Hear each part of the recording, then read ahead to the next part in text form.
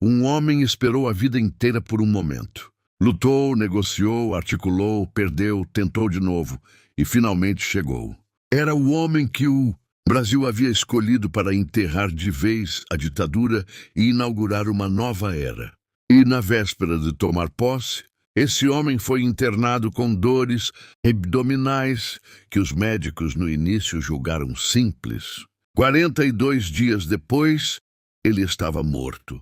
E o Brasil, que havia finalmente conquistado um presidente, se viu depois de 21 anos de regime militar.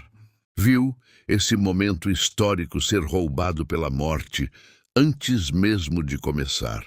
O nome dele era Tancredo de Almeida Neves, e a história do que aconteceu com ele e do que veio depois é um dos capítulos mais sombrios e mais reveladores da história política brasileira. Para entender a magnitude da morte de Tancredo, você precisa entender o que ele representava. Tancredo não era apenas um político, era um símbolo. Havia servido a Getúlio Vargas nos anos 50, havia sobrevivido à ditadura, sem se entregar completamente ao regime. Havia articulado a maior coalizão política que o Brasil havia visto desde a redemocratização. Quando ele foi eleito pelo Colégio Eleitoral em janeiro de 1985, derrotando Maluf com uma diferença histórica, o país inteiro respirou aliviado. Multidões foram às ruas comemorar. Jornalistas choraram ao vivo. Artistas fizeram shows. Parecia que o Brasil havia virado uma página definitiva e irreversível. Mas o destino tinha outros planos. Na noite de 14 de março de 1985, véspera da posse, Tancredo foi levado às pressas para o Hospital de Base de Brasília com dores abdominais agudas. O diagnóstico inicial falou em diverticulite, uma inflamação intestinal tratável. Mas o que os médicos encontraram dentro era muito mais grave do que qualquer um havia imaginado. Tancredo passou por 7 cirurgias em 38 dias. Seu corpo, já fragilizado pela idade e pelo desgaste de anos de campanha intensa, não conseguia se recuperar. Cada cirurgia resolvia um problema e criava outro. Infecções se espalhavam, complicações se multiplicavam. E o Brasil acompanhava tudo isso em tempo real, colado na televisão, rezando, acendendo velas, fazendo promessas. Era uma agonia coletiva, um luto antecipado que o país inteiro vivia junto. Tancredo Neves morreu em 21 de abril de 1985, o dia de Tiradentes, como se a história houvesse escolhido a data com crueldade simbólica. O Brasil chorou, como não chorava desde muito tempo. E enquanto o Brasil chorava, um homem que poucos haviam votado, que poucos queriam, e que muitos desconfiavam, assumia a presidência da República. José Ribamar Ferreira de Araújo Costa, conhecido como José Sarney, havia sido presidente do PDS, o partido da ditadura. Havia apoiado o regime militar durante anos. Havia trocado de lado apenas na última hora, migrando para o PMDB e aceitando ser vice de Tancredo numa jogada política, calculada que lhe rendeu a posição mais poderosa do país. Quando Tancredo adoeceu, Sarney assumiu interinamente. Quando Tancredo morreu, Sarney se tornou o primeiro presidente civil do Brasil depois de 21 anos, sem ter recebido um único voto direto da população para o cargo.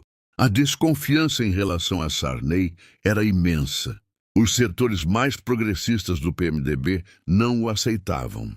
Figuras históricas da oposição ao regime o viam como um infiltrado, um homem do sistema antigo que havia chegado ao poder pela porta dos fundos. Mas Sarney tinha algo que seus críticos subestimaram: experiência política, paciência e uma habilidade impressionante de sobreviver. Ele sabia negociar, sabia distribuir cargos, sabia manter coalizões. E nos primeiros meses do governo, surfando na enorme popularidade póstuma de Tancredo e na esperança coletiva da redemocratização, Sarney Conseguiu estabilizar politicamente um país que estava à beira do caos econômico. Porque o Brasil que Sarney herdou estava destruído economicamente. A inflação havia chegado a 235% ao ano em 1985. O salário do trabalhador era corroído todo mês, antes mesmo de ser gasto. As famílias faziam compras com pressa para não ver o preço subir enquanto enchiam o carrinho. Empresários remarcavam preços 2 vezes por semana. O país vivia numa corrida permanente contra a desvalorização do dinheiro e ninguém sabia como parar isso. Sarney precisava de um plano. E o plano que seu governo criou foi tão ousado, tão radical e tão fracassado, que entrou para a história como um dos maiores experimentos econômicos já tentados no Brasil. Em fevereiro de 1986, o governo Sarney lançou o Plano Cruzado. A ideia era simples na teoria e revolucionária na prática. Congelar todos os preços da economia por tempo indeterminado.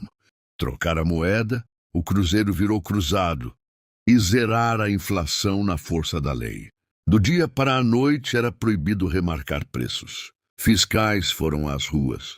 A população foi convocada a denunciar comerciantes que aumentassem valores. Os brasileiros se tornaram fiscais voluntários do próprio plano econômico, parando nas filas de supermercado para anotar preços e ligar para o Procon. Havia um clima de euforia coletiva que o Brasil não sentia há muito tempo. A inflação caiu, o consumo explodiu, as lojas ficaram cheias. Sarney ficou popularíssimo. Mas debaixo da superfície, a economia estava implodindo. Com os preços congelados abaixo do custo real de produção, os empresários simplesmente pararam de produzir. As prateleiras dos supermercados começaram a esvaziar. A carne sumiu dos açougues.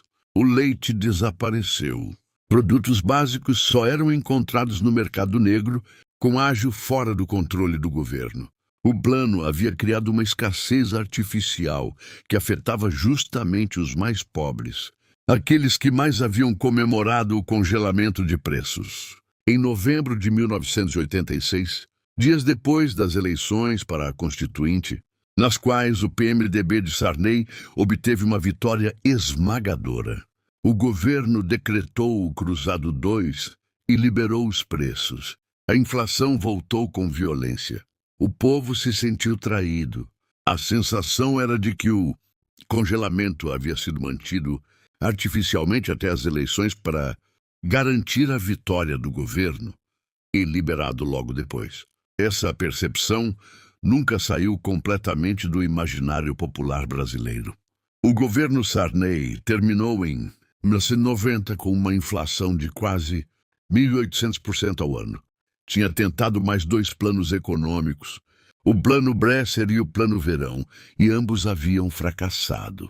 O Brasil chegou ao fim dos anos 80 economicamente destruído, politicamente exausto, mas com uma conquista irreversível nas mãos. A Constituição de 1988, a mais abrangente e democrática da história do país, apelidada de Constituição Cidadã pelo deputado Ulisses Guimarães. E foi nesse Brasil destruído economicamente, mas renascido democraticamente que surgiu, nas eleições de 1989, um jovem governador de Alagoas que prometia caçar os marajás e limpar o país de uma vez por todas. O nome dele era Fernando Collor de Mello, e a história dele é o próximo capítulo dessa série. Se inscreva no canal e ative o sino. O Brasil que você conhece hoje foi construído nesses anos, e você precisa saber como.